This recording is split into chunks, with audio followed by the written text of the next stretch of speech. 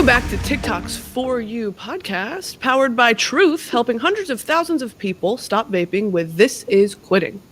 Welcome back. I'm your host, Brittany Broski, and our guests today are changing the narrative around the whitewashed influencer culture and are pointing the finger at the brands and industry affiliates when it comes to pay gaps and opportunity gaps for people of color.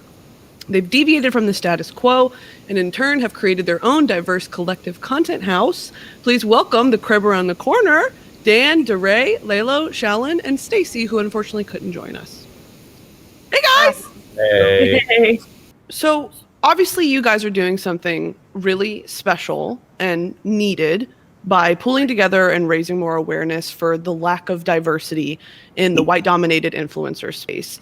Can y'all talk a little bit about what started this idea, where the idea came from, how you all met, and how you found this beautiful house? It all started with an idea, and our great friend Ogo. We've always been talking about this, having a Black creative house. We've seen houses come up, but we haven't seen any that's really heavily supported. So the talk has always been there. The initiative was never there.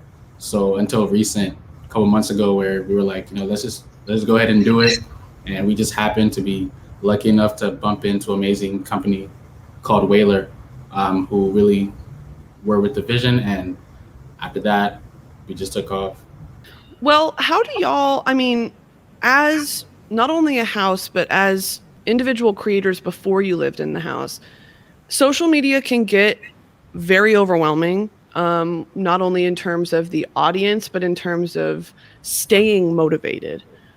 How do y'all stay motivated? You can be honest. Do you deal with, I don't want to do this anymore, but I feel like I have to, this is how I pay the bills. What are those real struggles of staying motivated, if y'all have any personal stories? I will say for me right now, staying motivated is I'm okay because my content is fun for me again. There was a period in time where it wasn't fun anymore because the hate can be kind of overwhelming, making you feel like something you like doing isn't nobody else likes to see it.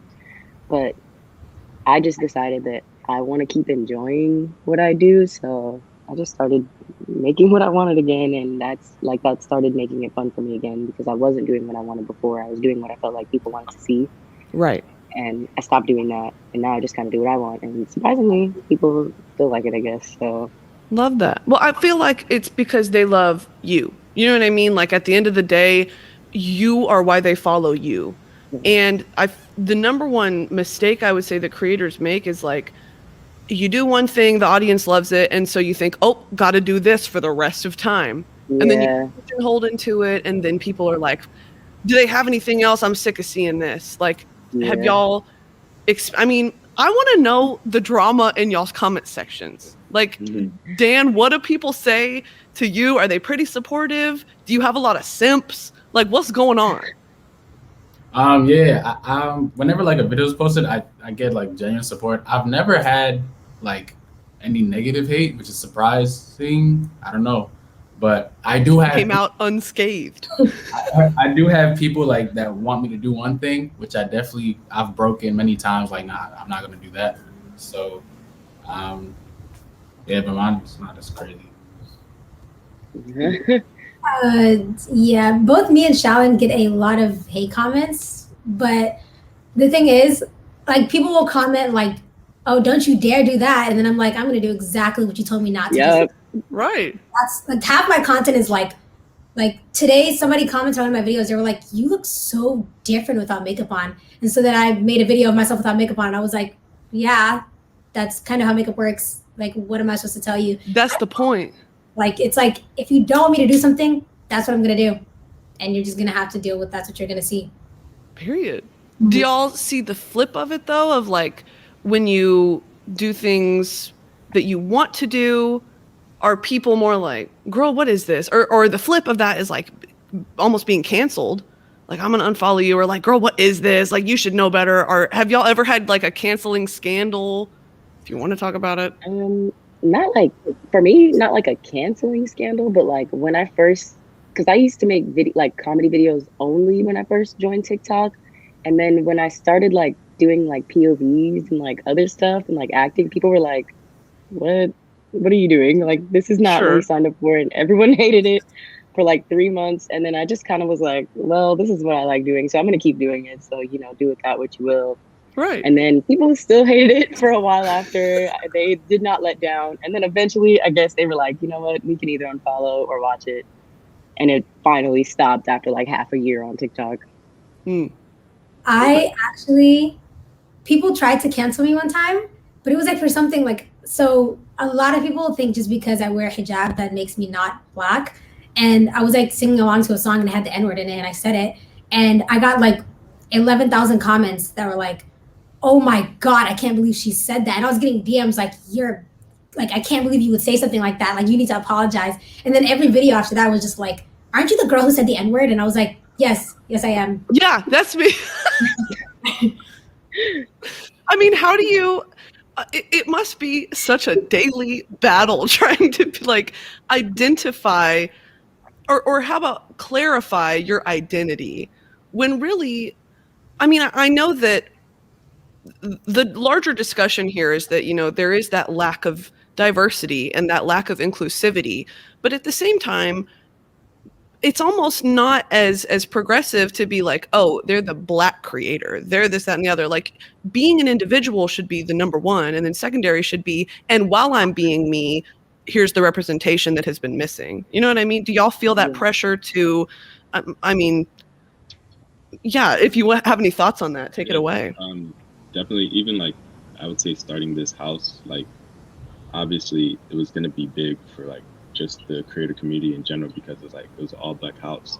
But for me, I never wanted us to be identified as like the all black house. We're another creator house that just happens to be a black house. Right. And that's something that like is like, I feel like sometimes like companies and like big brands, they try to put so much emphasis on you're a black creator and forgetting that I'm still a creator at the end of the day. And right. So that's just something that, you know, like you have to kind of like push past sometimes, but yeah. Sorry, I also feel like because we're black creators, we're expected, like people expect so much more out of us. And it's just like, it's a little bit stressful, but it's like, I mean, what are you going to do? Everybody just expecting you to be, like, you can't just be a dancer or be funny. Like, you have to have more things to bring to the table if you're a black creator. Right. It's that element of like tokenism almost. Like, oh, and we need, you know, whatever. At least in the brand's mind. I remember talking with y'all know Dennis. What Dennis? Mm-hmm. I was talking with him a while ago and we were comparing like what am I trying to say? Like paychecks, like how much we were getting paid for a brand deal. We did the same exact campaign and he got paid less than me. And I was like, and at the time we had almost the same following. And I was like, oh my God. Because as a white person, it's like, you know, that's never something that I would really think about, but I'm so glad that it's finally being talked about. And it's something that across the board, I feel like a lot of creators are now well aware of. Dan and DeRay, have y'all ever had experiences with a brand in particular? You don't have to say the name of the brand. Where there has been, like, later you've realized that you were paid less. Did you talk to the brand directly, or do you have any personal stories? No, not even after the thing is done. Before, like, coming in, where it's like first learning about like how the leverage is with other people. Yeah, there's been plenty of brands who are like advocating for you, and then when it comes behind the curtain, reading the contract, they'd be like, oh, okay, this is how much we're giving you. Even if like that's the amount they give us to begin with, the workload is already beyond measure compared to what they're giving us. So it's like, it's a matter of like always butting heads. Oh, please, we've done this. This is how I can help you guys, you know, look good with my brand and your brand. But that plus a restriction of creativity, it's happened so much, and it's very draining. It's very draining. Glad to see that there's more awareness of that, but Yeah. Does it help having representation finally? Oh yeah.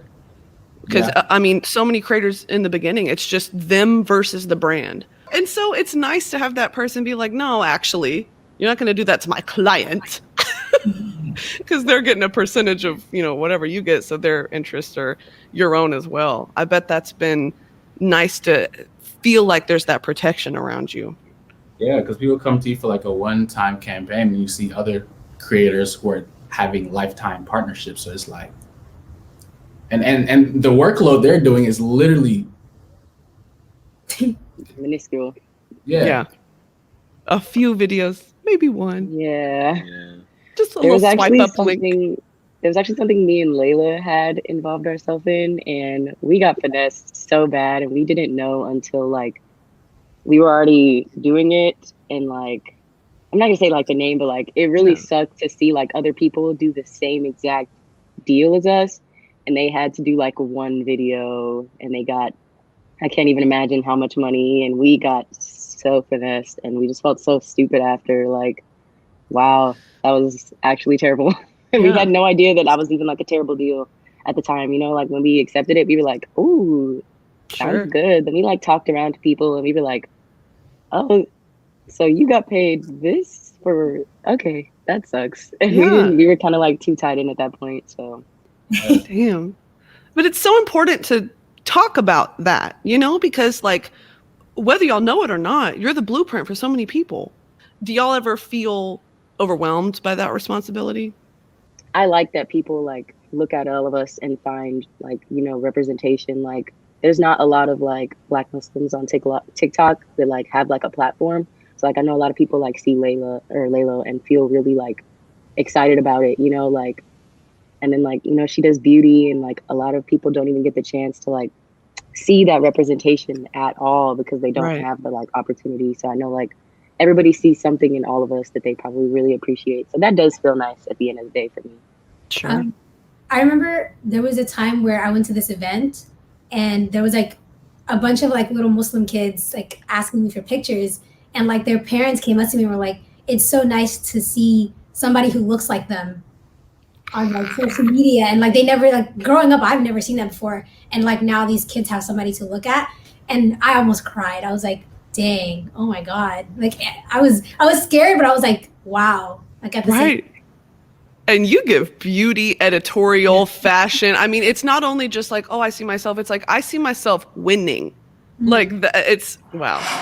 All right, people, you've made it this far, so listen up. Let's get right to it. If you're vaping, it's time to stop. Maybe you've realized that quitting will improve your health or save you money, or maybe you're just over it. You're trying to break the addiction. Whatever your reason, you don't have to do it alone.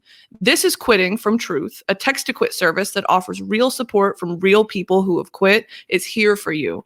Hundreds of thousands of people have already signed up. So what are you waiting for? Just text Ditch Vape to 88709 to learn more. Do y'all, well, DeRay, because you've been kind of quiet. I need to hear more from you. Do you have other ventures outside of just TikTok? Can you talk about everything else you're doing in your life, you as an individual and as the house, kind of what's going on outside of this? Yeah, there's definitely like some stuff, me personally, that like I'm excited to like venture into. I won't get into too much detail. I do know like I want to venture off into like actual like entertainment, like whether it be acting or might even dabble into modeling. I don't know. I'm gonna keep like my options like extremely like wide open. But even like going through like the entertainment industry, like I want to like really make a difference. So I have it in mind right now to like eventually try and start my own like media platform. But we will see how that goes. But yeah, that's a plan in the future for sure. Do you think like short form, long form? What do you think? What way is the internet shifting, do you think?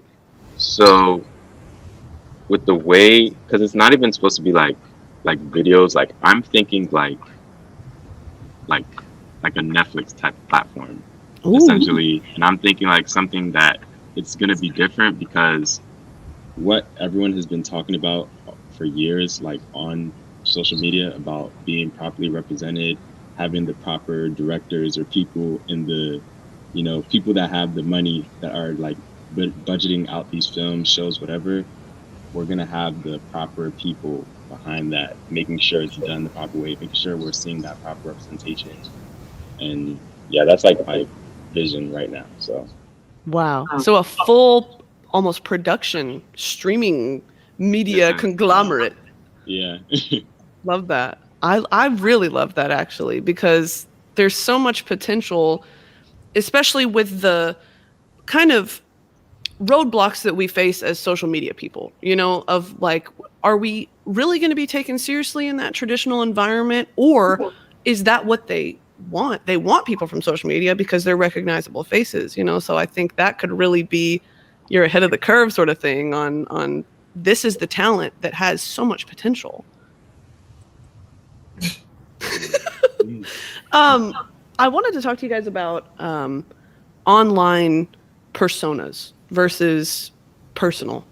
There is a tendency for people to group you into unproblematic creators, like stan these people because X, Y, and Z reason, where the internet has deemed that person as a good person, and how dangerous that is. Do you have any thoughts on portraying an online persona? Dan, I know you and DeRay do the African voice a lot, and that's kind of a character that you lean into. Is that a safety for you, or do you feel like you should share more of yourself? Where do you stand on that? It's kind of like, I would say it's an extension of us, because that's where we're from. The idea of kind of like being a good person or like unproblematic, I feel like that can be kind of heavily flawed, because I think it's a matter of the person, whatever they put out, whatever they don't put out. You don't Absolutely. know. So I think it's heavily flawed on that, which needs to be realized really soon, because it's more of a weapon to where like big groups can use, with no type of equal judgment or, observing. So that's how I feel. Definitely agree. I feel like that all the time. People are like, what are your opinions on blah, blah? I'm like, girl, I'm not running for Senate. Like, what do you mean? Why do you care what I have to say? Like, I post myself on the toilet. What are you expecting from me? Why are you expecting me to be I don't know. There's a lot of pressure put on because of our followings a lot of the time. And that doesn't qualify us to talk about X, Y, and Z issue. I think what happens with that a lot. Oh, no, you can go ahead.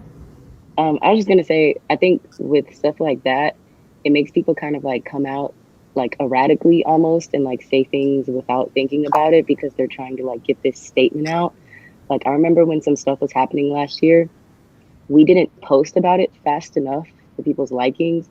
So they were like coming at us, like me and Layla, they were like DMing us, commenting on all of our videos, like, why aren't you talking about this? And we were I think I personally, as someone who like watches influencers myself before like I became one, I would rather like someone I look up to take the time to like research something before they talk about it, and like know what they're talking about before they just get on the internet with their humongous platforms and just say anything, to say something in time. Like, I personally would rather watch somebody, do that than just say something insane, because that's what I feel like people do sometimes. Like, because of that like rush, they just get on there and say anything and then spread like false things, and like now that's a bigger issue. I feel like that maybe comes like some of that responsibility, like feeling like you have to say something in time. Yeah, like that can be kind of detrimental. You're almost bullied into saying something, whether you should talk on it or not, or like you said, spreading misinformation. It's just, Layla, do you want to use something to say?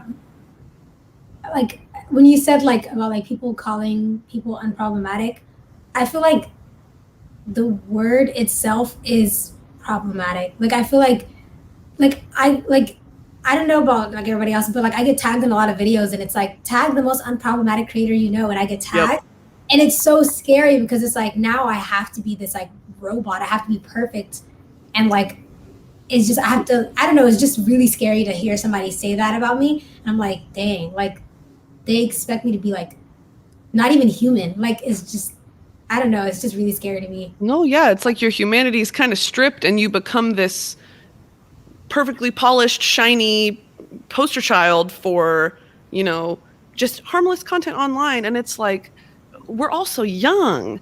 How are you expected to be that perfect, that young, and not be able to make mistakes? And not also, if you are sharing your life on social media, nobody is perfect. So I definitely agree. It's like, that stresses me out more and makes me not want to post as much. If you're calling me unproblematic, Right. it's a lot. Yeah, I've had someone say that, someone who was deemed problematic, to say that it's the best thing that's happened to them, because they kind of get out of that It's like a free pass. Not even free pass, but like, it's just, the pressure is like off of you than the people who are put in this pedestal. That's very interesting. Yeah, no, it's definitely like when people see you as, oh, that's the person that made this and this mistake. Oh, then it doesn't shock you when they do, something. And it's always such minor things. Well, I wanted to ask you guys, do you have any advice for creators looking to break through? And if we want to go down the line and just talk about like when you each had your viral moment that was like, oh wow, I can do this for a career. What happened, and do you have any advice? DeRay, we want to start with you. Okay. So I would say, like, when I first I started like social media like before TikTok, like before like that was all like established. I started like early, like ending like 2017 or 20, I don't remember. So like I was already doing social media, and it, like at first it was like with just the planning. Okay, I'm gonna like gain some popularity on social media, and we'll just see what happens. I had no idea what that world looked like. I got on TikTok, and then that was just a whole new venture. And as TikTok does, you start to blow up on certain stuff. You create an identity out of it, and then now it's like, okay, what do I do from here? Like, I have this platform. I want to do this. I'm enjoying this. How do I get paid? Like, how do I set this up where I can make this a career? So to that point, once you get to that point where you like feel like you want to make it a career, I would say definitely ask around, create friends in like the same like environment as you that, have been further than you, that can like give you advice on like how to go about starting that venture. And I would say it's not going to be easy at first. It's like, it's going to be a constant grind. But, if you really enjoy what you do and, you have a vision for yourself and you have, like, the dedication behind it, then you'll be able to, like, achieve your goals, essentially. So, just, it's, the typical answer is, like, hard work and, like, dedication. But, like, truly, especially on social media, like, you have to have, like, that work ethic, as well as, like, that ability to, like, see your goal and not, like, let any side stuff, like, distract you or, like, so. Right. No, it's that concept of being your own boss. I mean, that's hard. No one's keeping you accountable except yourself. So wherever you want to go, it's only you that can get you there. No one is promoting you or doing whatever. And that's hard because it takes discipline. Shalyn, what about you?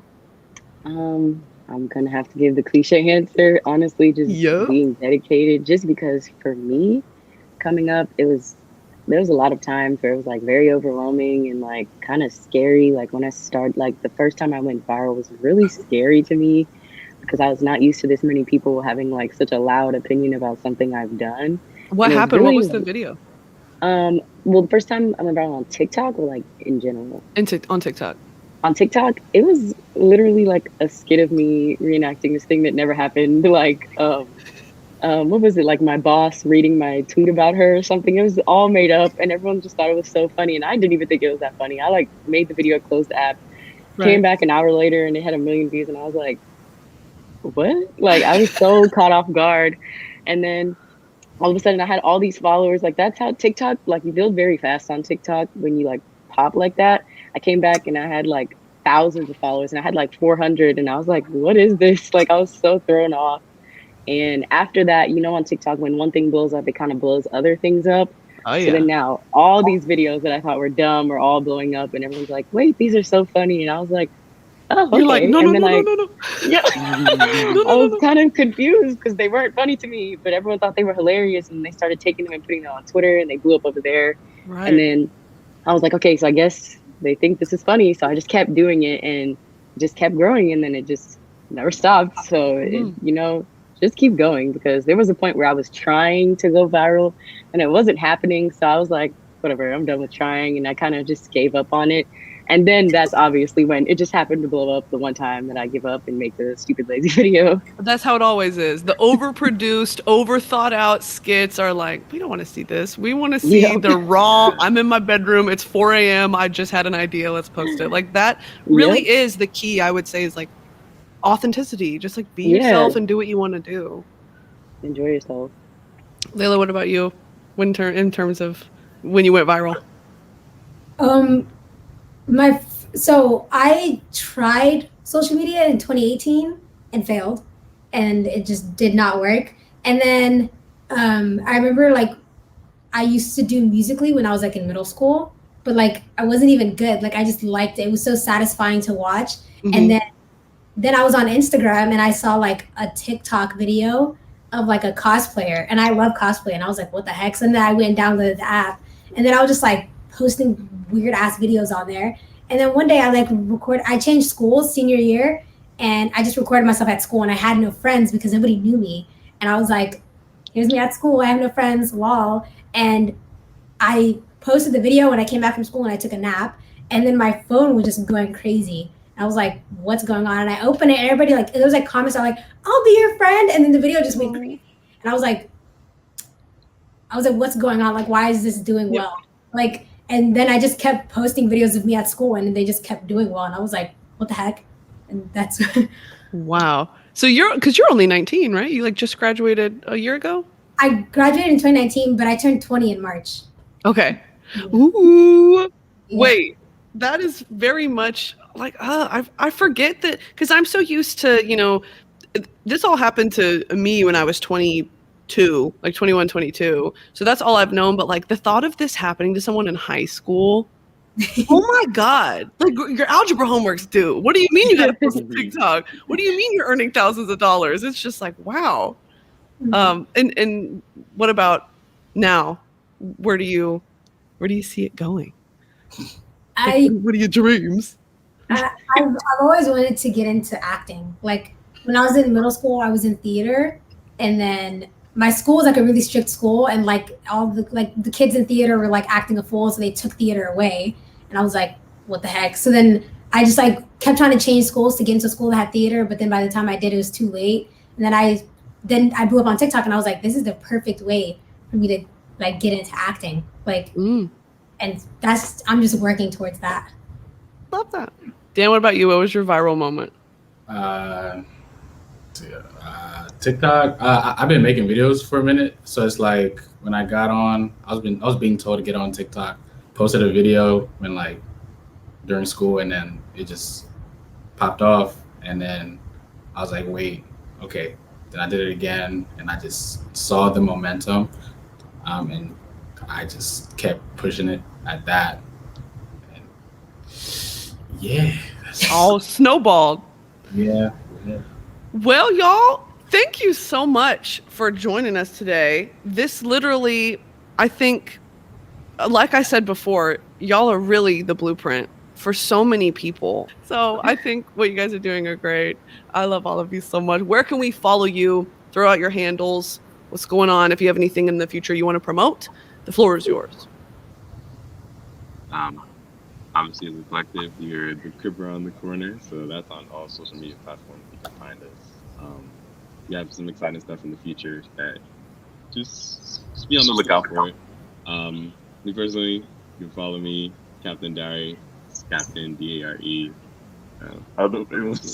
All of our ads, actually, if you go to our account, like on TikTok, we follow ourselves on there. So that's if you want to find everybody in like a one-stop shop. In our following, we only follow us 5, so you find everybody there. But I'm at Shallon with an X, replacing the second A because someone took my name, so I had to make one up. There can only be one. Dan, what about you?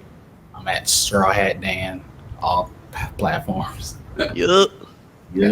I'm Laylo Qasim, LAYLOQASIM, on all platforms. All right, love it. Well, thank you guys so much. Hope to see you in Thank you. person soon. Yeah, definitely. We appreciate it. Thank you. Thank you.